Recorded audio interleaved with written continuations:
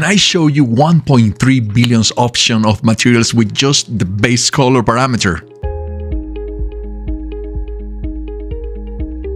Welcome to our Unreal Engine 5 tutorial series. In this video, we dive deep into the fundamentals of material creation, showing you how to wield the power of base color to achieve stunning visual effects. In just 10 minutes, you will learn how to add brightness, desaturation, contrast, and even tint to your materials, all using the base color parameter alone. But before we start, remember to support this content by smashing this like button, subscribing, and clicking the bell to be ready to receive more poisonous tricks in Unreal Engine 5. Poisonous. Finally, don't forget to join the vibrant community at woolun.com for exclusive access to all our video game courses and enjoy the one-in-a-lifetime discount during release weeks. Let's dive in and unleash your creativity. For this demo, I am opening Unreal and the project will be in Unreal 5.3.2. And I will select a game in third person and let's call it 1 in a million. Because why not? The first thing I'm going to do is to get to content, and I usually create a folder to be very ordered on my project that I call _game. And inside that one, I am going to create another folder that I will call materials. And this is where I am going to create my materials. So let's go into inside material, right click and go for material. And of course, let's call this material 1 million because again, why not? Let's open our material. And as you can see, as usual for any materials, we have this default node. Now, let's go and start exploring all the things that we want to combine. The first thing is I need a texture. So let's go to the project and inside here, let's go to add, and I want to add a texture from Quixel content. You can also check your Quixel content and define what is the material that you want. Now, I want some surfaces. And in surfaces, let's say that I want a material. Oh, it could be a tile. And inside tiles, let's select something like this one. It looks pretty interesting. And now I'm going to download it and add to the project. Let's close here. And here is my fuzzy material. And here are the corresponding textures. In this case, I'm going to start using the albedo. As you can see here in the description, in the last line, it says albedo.exr. So I'm going to drag this material, or this texture, sorry, to this material. And with this one, we are creating the first part, which is the texture sample. We can connect this to the base color and we have our material at this moment. Fantastic. Now, let's disconnect this with Alt. The first thing I want to add is a bit of brightness. I want to control the brightness of the material. To control the brightness is very simple. You're just going to create a parameter. And to create a parameter, you can use simply the S key and click. And there you generate a parameter.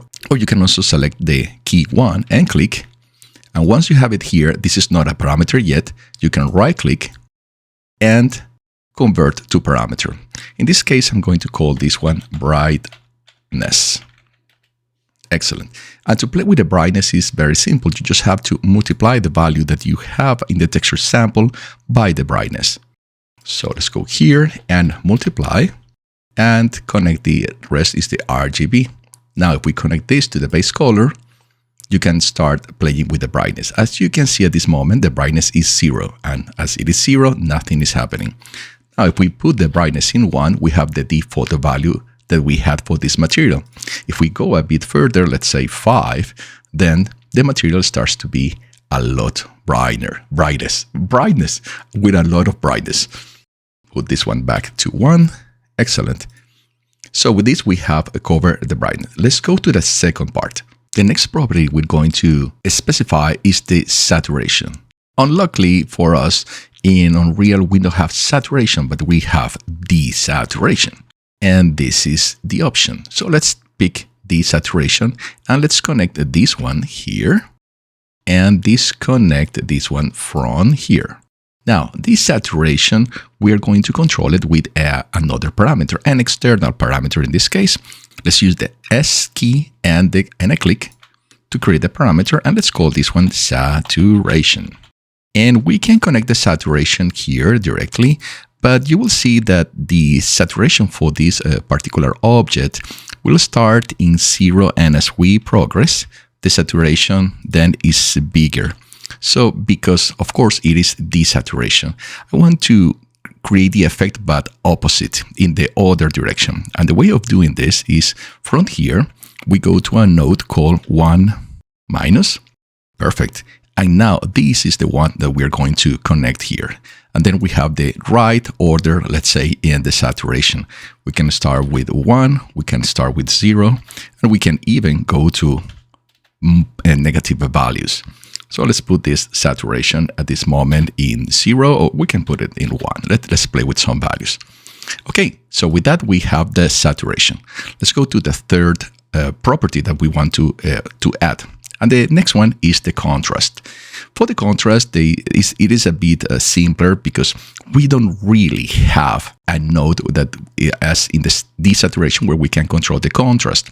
It is more similar to the case of brightness, with the difference that instead of multiplying, what we're going to do is to create a power. So let's put here the power is a mathematical operation, and we're going to connect this one here. Now, the exponent of this is the one that is going to define the contrast. And to control the contrast, of course, we need a parameter. So let's create another parameter with S, and let's call this parameter contrast. And let's connect the contrast here. Excellent. As you can see, as default value, we have 0 contrast. Here we have the, wrong key. Let's go with 1. And here we have the default value for the contrast. And if we go higher, let's say 3, then we overpass the value of the contrast that we can create. So this is exactly how you're going to play with the contrast. Let's put it into 0.5, for example. So these are values that usually will move between 0 and probably 2 or something around that. For the base, definitely we're going to use the 1. And there is one more. Let's say that we want to change the color for this object. And with that, we are going to use some tint. In the case of the tint, we are going to use a vector for presenting the tint. For the vector, you can click the key B and click, and here's the vector. And let's change sometimes I keep the key pressed. And let's name this tint. And now we're going to connect the tint with this one. As you can see, there is not an input, but we can connect them via multiplication. So let's multiply here, connect this one to the base color, and the tint will be connected to the B. Of course, if the color is totally black, this will be your result. But if we go, let's say, to totally white, let's add all these values to max value, which will be 1 in every case. Let me put it here in 1, 1, and 1. As you can see here, you have the default, but then you can, let's say, play with other colors. And as you can see here, the texture is changing. Fantastic. Let's say that we have this texture, and let's save this for the material, and let's go back to our material. As you know, we don't assign materials usually directly over the material, but over the instance of a material. So let's right click to create an instance of this material. I'm going to call 1 in a million, but the beginning will be MI, which means material instance. And now let's apply this material by dragging it and dropping it wherever we want this material to be. Of course, this material is looking really big, so we will have to make some adjustments for the UV. This one is not the best example. Let's create because I don't want to cover the UVs. For that, I have other tutorials that you can check. But let's create a new level, a very simple level, basic level. Okay, let's say that, no, I don't want to save this one. And now I want to apply the material here. Now here you can see it is much, much better.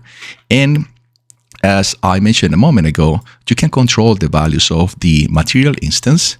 Let's open the material instance and put it on one side. Let's say something like this, fantastic, and go to the scene. And here you can see the materials, but also you can see the parameters that you defined on the original material instance, and you can start playing with these values as you wish. So let's say I want to change the color for this material instance and move into this one. Okay, I like this one, but I want to maybe add more saturation for this one. Let's say I want to add 5 saturation, and the contrast, let's reduce the contrast to 0.5. So there you go. You can find so many interesting things. Let's reduce the brightness to 0.5, for example, and then you can create so fantastic different materials. And look that in this case, we are only using the base color parameter here, only using the base color parameter for the definition of the material. We still have metallic specular roughness, but I love that only with the base color I can control all these parameters in just one material. Thank you for joining us on this journey through the sophistication of material editing with Unreal Engine 5. Don't forget to like, subscribe, and ring the bell. Me and my team thank you for it. Remember, practice makes perfection, so don't hesitate to experiment and explore further. And if you are hungry for more knowledge and eager to advance your game skills development, be sure to subscribe to Woodland.com, where you will find a treasure trove of courses and resources to fuel your passion. Stay inspired, stay creative, and keep pushing the boundaries of what is possible in the world of game development. Until next time, happy creating!